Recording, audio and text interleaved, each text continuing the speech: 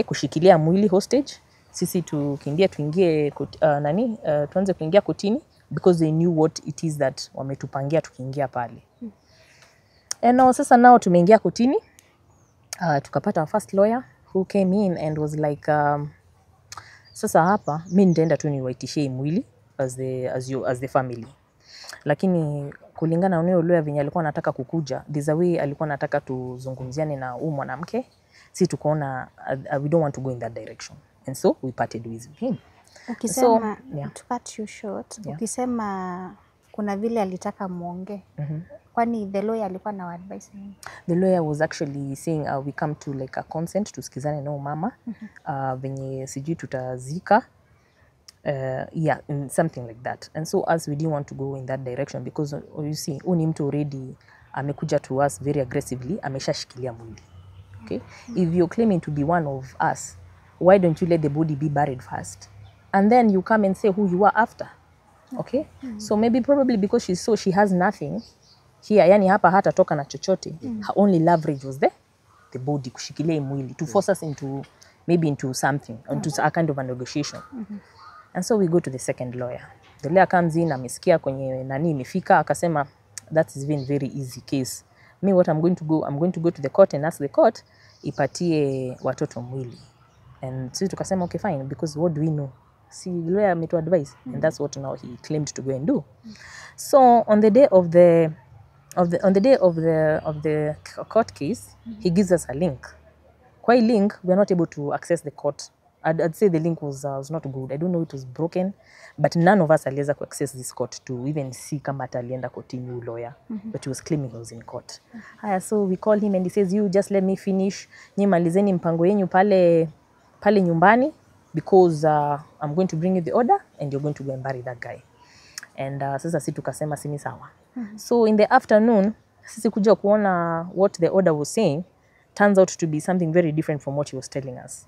So apparently order ikasema tuzike no mama. Oh sorry, akasema judge hakuitikia kupea watoto mwili. He did not accept, and so him akaenda akasikizana na lawyer ule mama, tuzike pamoja, we let her stay here hapa nyumbani, and until now we do a succession. And so now question tukamwambia mama, akamwambia wewe kusema tu kweli, that's not what we talked about. Why would you go and put me and bring for me something that is not even what you said? So akasema no, there's no problem, that's not even a big issue because we can just set it aside, because unajua hata hii kitu ilikuwa imenisumbua sana, kulingana even the magistrate that gave those orders was actually even interested in this matter, because even the file he had gone with it. Even ndo kuko sawa, so what next? We only need to set it aside. No, that's what he said. And ikakuwa sasa ni hivyo. Na sasa kwa sababu sasa sisi lazima tungekuja hapa nyumbani. Sasa kurudi kwetu venye tulirudi hapa ilibidi tumepitia kwa police, tukaambia we are aware huko kuna watu, we'd want to access the home. And so when we came, mama akapotea sasa na watu wake wakapotelea huko kwa jirani. There was a place jirani alikuwa amekata entrance, so wakapotelea huko. And so the home, it's our home, so sisi tukaendelea tu. And so now they went back to court, wakatuletea contempt of court. Wakaletea mama contempt, wakasema mama amekatana na orders venye zilikuwa zinatoka hizi zenye they were being disputed, this consent that huyu lawyer alikuanga compromise, ameenda amesikizana na mama, ametuletea what we didn't agree. So now we have a contempt. So now the lawyer who put us in this problem akasema, unajua nini mama, wewe tafuta lawyer mwingine. Kwa nini? Kwa sababu mimi naenda safari na I'll have closed this office for some time, so I will not be available for quite some time. And now what to do? Sasa tumejipata sasa tuko kwa hiyo situation. So now we pick up now another lawyer. Amekuja ameona where the situation is. Ameona here you have a consent, you have a contempt. Akasema you have to come with something that is going to show huko umesikizana na lawyer, because getting yourself out of a consent is quite a challenge. Na ndo mama akasema, me I have an audio. I have an audio too that can really show that me, this guy, I did not get into a consent with him. Haya, lawyer si akasikiza akasema, I think that is grounds to go in and show the court truly hukusikiza, hukusikizana na yeye. And that's now what we went in the court to do. Sasa ile kesi ilikuwa pale ya contempt, sorry. Hii mama alikuwa amechukuliwa, amesemekana amekataana na mama sasa amepotea hapa. Amesemekana amekataa tu venye koti ilikuwa imesema. Sasa ikasikizwa, ikafika wakati wa ruling which was put in the portal. So kulingana na hiyo ruling venye ilitoka, it said that this case was not determined. Kasema it has not been determined. Sasa sisi tukashindwa sasa kusema it's not determined, what does that mean? Hiyo inamaanisha nini? So we were a bit confused. Okay, so now how are we going to proceed? Is it that imeisha hivyo? Is it lost? And so the lawyer says atakaa akiangalia it's progress. And so now we just have to proceed. And she advised, let's go to the upper court, which is a high court, and try and set this consent aside. So ile kesi ya contempt, it's hanging. Imepotea. It's nobody can even find it, even the file. Imekaa to know what is going on. So but we are still looking at, tukasema tu tutakaa tu tukiangalia tu its progress.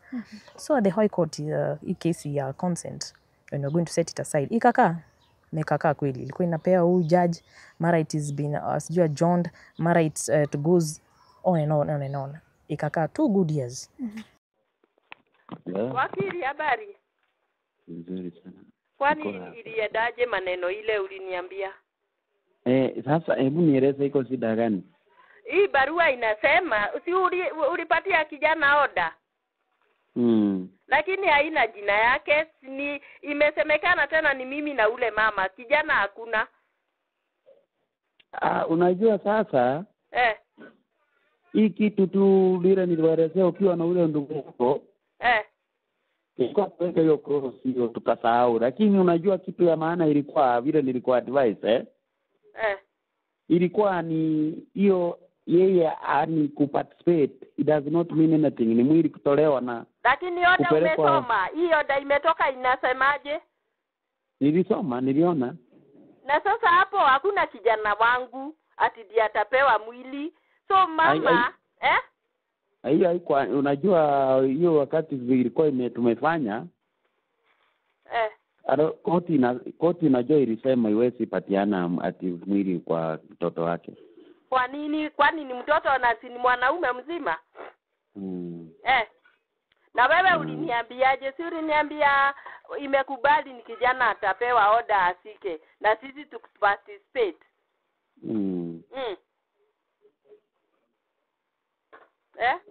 Hello? Nakusikia. Na si hivyo uliniambia. Sasa unajua unajua hii kesi ni nini? Mlipeleka kotini watu wawili, si ndio? So wakati kesi iliwekwa na watu wawili, wewe uliweka faili koti fulani na yeye akaweka koti fulani. Sasa kulikuwa na oda tofauti zimepatiwana na kwa huko Kiambu. Na sasa hizo oda zikipatiwana hao walikuwa under strict that hawezi patiana. Oda ni nani alipeana? Nani alipeana oda Kiambu? Nasema ile oda mlitoa kotini. Si kuna oda ilitolewa ulichukua ile ya kwanza? Si wewe ndio ulichukua oda ukasema mtu asikuze asiende huko nini na wao. Nilipata mama ameweka barua hapo na nilikueleza.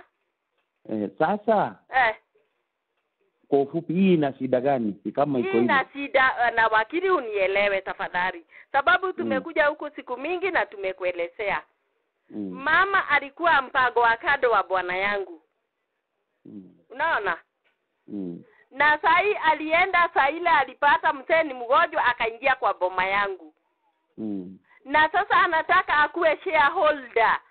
Since mzee amekufa, anasema ndiye yeye bwana bibi yake. Na hiyo kitu umeona na umeona barua zake, ni kweli? So wewe ukasema sababu yeye anataka kusika, wewe unataka kusika, ni kweli? Ukasema wacha tuseme niende niambie court mtoto wa huyu mzee amsike. Wewe na ule mama muhudhurie, ni kweli? Participate. Na hivyo ndio tuliagana na nikakwambia hiyo inaweza.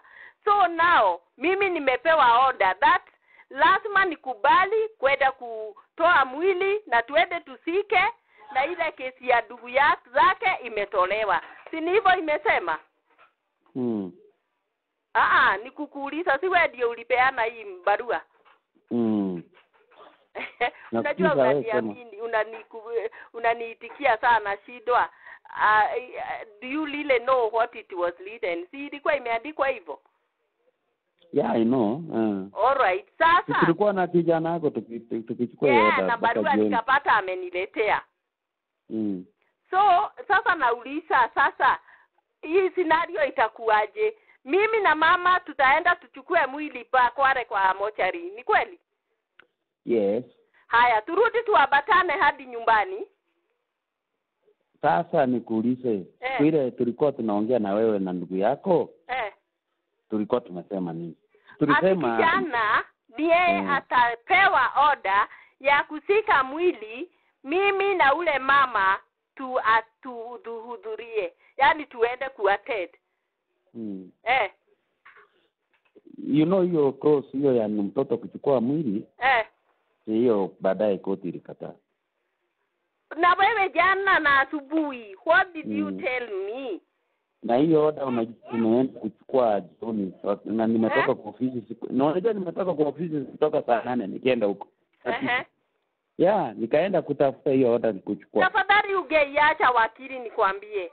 Kuliko kuchukua hii kunirasimisha nikubali mtu sijui.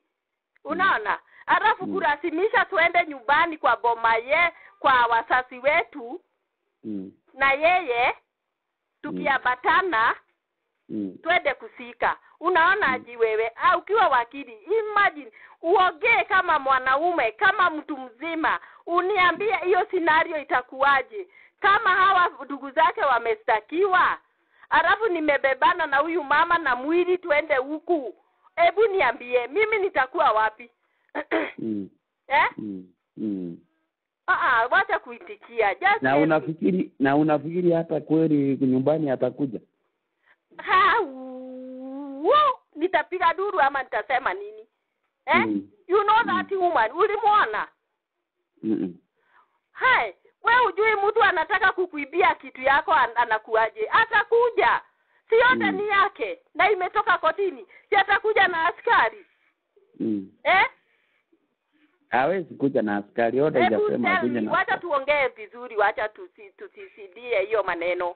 Hebu niambie vile utaikanzo. Sababu mimi sitakubali tafadhali wakili. Nikwambie ukweli. Kama Saidi ndio tu nimetoka kwa nyumbani. Tumeshida hapo tukinyeshewa.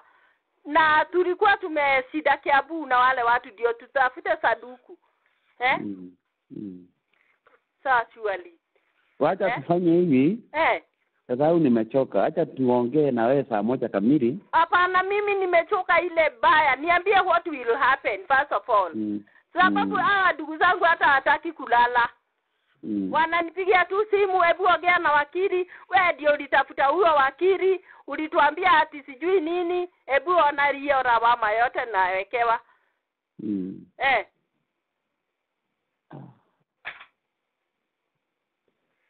Kama iwezekani tutawachana tu nayo change tuambie koti tufanye kesi. Unajua hiyo sasa kitu iko kesi, unajua kesi itaendelea tu ifanywe kotini mpaka koti kuje kuamua fanya kesi.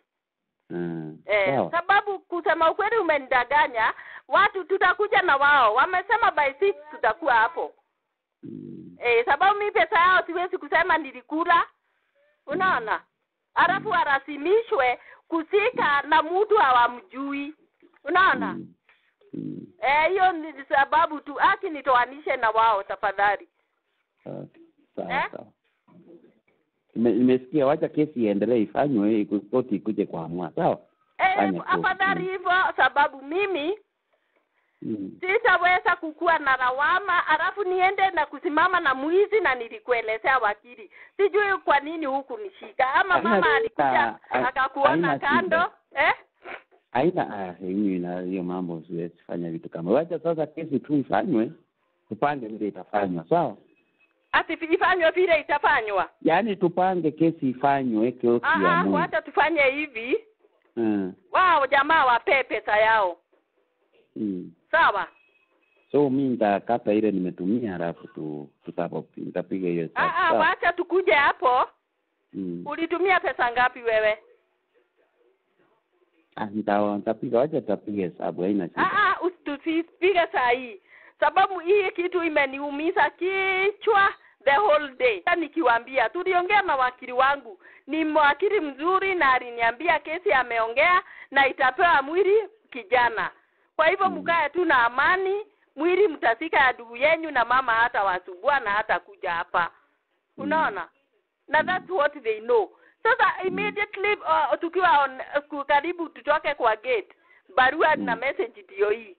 Unaona? Everybody there na wasee wa nyumba wa command. Si ulileta wasile barua na ule jamaa? Surely hata mimi nilikosa neno la kuongea na hao watu. Fanya hivi. I think hiyo approach najua kitu unajua ina mambo nyingi sana na vile tuliongea kwa ofisi kwa sababu koti inajua hakuna garantia eti koti itaweza amua vile unasema hivyo kusema aje kusema kijana asike ya hiyo koti iwezi kubali na wewe ndio ulisema suggested we ourselves we didn't know wewe ndio ulisuggest hivyo koti cannot accept koti iwezi kubali unajua nilikuuliza mambo ya ndugu yako ukasema ndugu zako je wako wapi wale watu wanaweza sika sana mtu kama huyo mzee according to custom ni ndugu zake na si wewe na unaona yeye alisema yeye hataki uliona huyo alisema hapana we are many si nilikwambia dia 5 sasa waje kunipigia makelele sisi tutaongea pole tuone vile tutafanya unipigia makelele hiyo sitaji mambo kama hayo kupigiwa makelele unajua kitu tulikuwa tunajaribu kutatua unaelewa wewe ni mtu wa maketi sasa hiyo kitu ngoja hiyo ni kitu tumefanya na imetoka hivyo na kama unaona iwezekani namna hiyo basi tena ni kuongea tupange njia nyingine lakini sio kupiga makelele wewe unaona vile nilikuwa nasubiria kwa advice nakueleza hivi sasa ukinipigia makelele hiyo ndio solution ati nakupigia makelele kwa sababu hata sasa nikwambie mama kitu kingine ukisisitiza ati napiga makelele ni kama uni understand unaona sababu unaona mimi nilikubali na nikatoka na tukaenda tukijua ile outcome umetwambia ndio hiyo sasa mimi siwezi lazimisha kitu wewe ndio ulisema tutaongea kuhusu kijana wake na kama hiyo kijana na wajamaa wao ndio hawa wamekasirika wanaona kama sisi tulipagia wao vibaya unaona haina shida hiyo inaweza tena kuwa set aside alafu koti amue on vile wewe unajua sasa kitu iliyoko ni wewe utakuja uongee na nilikuwa nimekwambia na huyo mama akuja aongee alafu koti iseme itapatiana judgment siku fulani hivyo ndio inafanya wewe saa ile tulikuja ulisema kitu ni ya online ni kweli ni online lakini sasa hiyo ni sensitive case wanasema unajua ikifika saa ile koti itaona inataka sasa tufanye hearing itawaambia mkuje kotini kuna kosi kama hiyo koti itasema mkuje sawa sasa kotini muongee unaelewa hakuna shida sababu sasa unaona we are three parties hapa hata kama wanasema walitoa hawa kesi ya ndugu zao unaona kesi hata kama hiyo ni consent inaweza kuwa set aside haina shida si unajua kesi ni nyinyi mnaamua kama consent mnasema hiyo it's not okay vile imefailiwa inakuwa set aside inarudi vile ilikuwa sasa unataka nifanyeje sasa from now because you see now me I don't know what to do because ikikuwa set aside itabidi sasa kesi tu iendelee kotini na kuna hiyo unaona hii alikuwa na order una order unajua wewe ulikuwa umechukua order na yeye anachukua order akachukua nyuma yangu si ulisema alichukua nyuma yangu na ni kweli alichukua nyuma yako na yes akapeana order yake na ndio hiyo inafuatwa saa hii yes so hii nyingine ni consent kwa sababu hiyo kesi nyingine inafaa kuja tarehe 8 Yeah. Okay, saa ni tafadhali wakili, haki ya Mungu, si unaona mimi ni mama mzee? Unajua aje kupiga makelele imani sitaki kukupigia makelele, lakini nielewe. Uone 1 sina nyumba, 2 sina bwana, 3 sina kesi iko sasa juu yangu. Unaona? Just look at me. Uliona hata ID yangu, you know how many years? I'm 60 years. Unaona? Please na kuomba. Mimi nakujaga huku na ule jamaa na nilimwambia huyu akili nilipewa na friend of mine. Unaona? Na ameshida akinipigia simu huyu alinipea namba yako. Nikamwambia goja hata hatujamaliza. Unaona? So mimi sikuwa na anything, ni feel tu you are in a problem, unataka tu anywhere you can unaweza get help. Unaona? Na that is how we came to your place. Na sasa kusema ukweli, the way you talked to us lastly, kila mtu alitoka hapo akiwa satisfied. Na hakuna mtu nimeambia, hata hao watu wazee tulikuwa nao wakakosa kuamini. It's only the outcome which has brought all this problem. Sasa wameanza kuniona ulikuwa unatudanganya ama unaambiwa kitu usiki. Unaona? So can you just put yourself in my shoe? Kitu ya maana ni kuset aside hiyo order. Hiyo imaanishi anything. Unajua tutaset aside. Lakini hii ni wewe ulipewa ama ulipata jaji ameiandika while you were away? No, unajua tulikuwa tumefile, lakini sasa unajua huyo mtu, unaona huyo mtu alikuwa amejificha. Sijui ni nini. Huyo magistrate alikuwa unajua hakuwa ameonekana siku 2 hapo kotini. Unajua hata kama yafanya akikwambia tulienda kumtafuta. Koti huko tukapata hiyo order ndio ikatengenezwa. Kwa hivyo hakuwa. Lakini sasa hiyo order hakuna shida, tutawachana nayo. Ina shida, alafu tu hiyo sio kitu hizi. Sasa hii mama ametumiwa hii ama hajatumiwa? I don't think yeye hajapata. Hiyo wakili yeye hapa anashughulika kufuatilia tu ejia huyu kijana wangu tafadhali. Please. Yuko hata file ya hiyo, hata ya hii kesi hiyo haiko hata iko kotini. Ya hiyo barua? So kulikuwa tuna maneno, lakini haina shida hii, tutaendelea tu na kesi, tufaili makaratasi ya maana. Ili koti yaamue, na ikiamua vile ndio kwa advice itaamua wewe ndio unafaa kuwa na right zote za kushika mzee. Sawa? Sitaki nikuwe ni mimi. Pea ndugu zake ama mtoto kama itawezekana, please. Ni sawa, acha tupange vizuri, hakuna haja ya kupiga. Nani Lawrence? Sawa. Listen to me like your mother. Okay? Ni sawa, nimesikia. Mimi am under pressure, nimekwambia. Wasee wengine hata wasee tulishida Kiambu. Unaona? Na mipango nyingi hata naenda hasara kulipia watu fare. Walikuwa wakuje waone saduku na gari na nini na wapage tuamkie kesho. Unaona? Guys, sasa nini nitasema aje? Ni sawa, hiyo tutatatua, itakuwa mzuri. Sasa nikuje kesho ama itaanzia wapi sasa from now? Na maybe this woman has this order. Sababu mlisema mliconsolidate, ni kweli? Akiwa na order kama wewe umekataa, hiyo order hakuna kitu atafanya. Akiwa amepewa hii order, hakuna kitu atafanya? Atafanya nini? So wewe umekataa. Hakuna kitu, hata yeye labda yeye angekataa pia kukuja.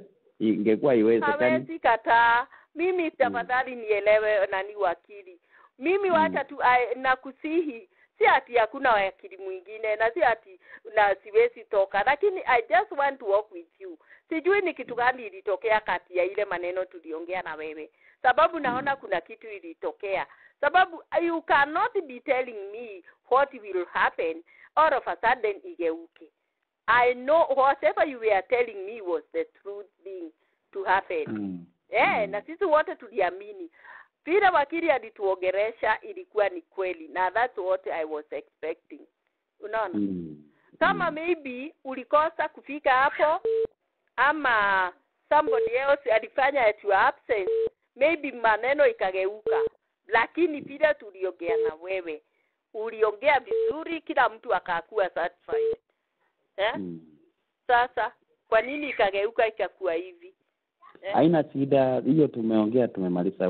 Hiyo tutaongea, tutafanya the necessary, order itageuzwa, alafu kesi itakuwa, tutaona vile tutafanya. Nitakwambia, nitakuwa advice kesho. Nikuje hapo saa ngapi? Kesho kuja saa sita. Saa sita. Unajua tafadhalishe na familia nyumbani, ujue huko ni kuoleka, nimeoleka huko. Haina shida. Na watu wataongea mengi na mengi na mengi. Na ukiona huyu mama akiogopa, ni sababu anajua ni mtu anataka kuiba, na ana wale watu wanamfuata nyuma, and you know it. Okay, sawa. Na wale wako after kile kitu anawaelezea, mkifanya hivi nitawapea hiki, sababu anajua hakuna kitu yake hapo. Unaona? Na mwili hata hana haja naye. Na hata nyumbani mtu hajulikani. Unaona?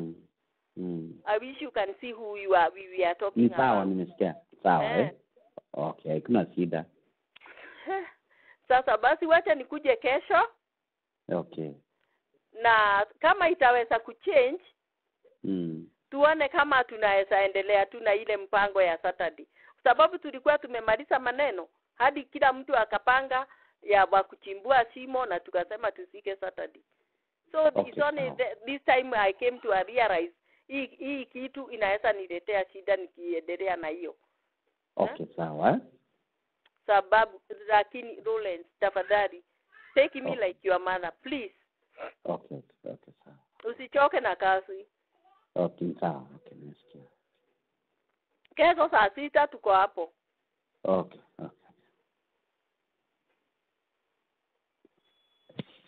Nilikuwa nasema. Hello? Nilikuwa nasema, unamsikia? Hata Yohana yako kwa ofisi anaongojea. Hakuna kitu naweza fanya kwa sababu nimeenda kotini. Ule magistrate alikuwa anafanya hii kesi. Alibeba faili mwenyewe, zijia na haja na akaenda nayo. Sasa imekuwa huko kotini wanamtafuta ailete. Unaelewa? Sasa nimeenda paka huko mwenyewe kotini. Na wakasema ati hata mkubwa wa koti amempigia na akasema ati anatumana hiyo faili na leto. Vijana walikuwa wanasema wanatumana, hakutumana. Na leo pia ameweka hiyo faili kwa nyumba yake.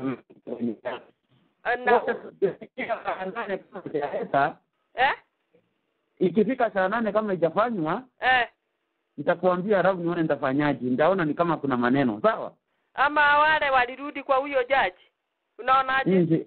Mimi siwezi kama mlienda mkaongea akajua mambo yetu vile tumepanga. Sasa tunaongea aje hata tukifanya? Sio ni order na ilipeanwa. Ni order sasa ndio hakuna kitu atafanya. Tungojee tu itoke mara moja alafu mtoe mwili kesho, sawa? Wajua hata kuongea kwetu hakufai ati tuchukulie advantage, sababu tuna uhuru wa kusema kile tumeambiwa. Ni ukweli. Ni ukweli kabisa. Na sasa unajua tuko Kiambu, watu walirauka na kuna mfua. Mimi kelele nimepigiwa haki wakili, mimi sijaiona hiyo kitu. Okay, ngoja kidogo.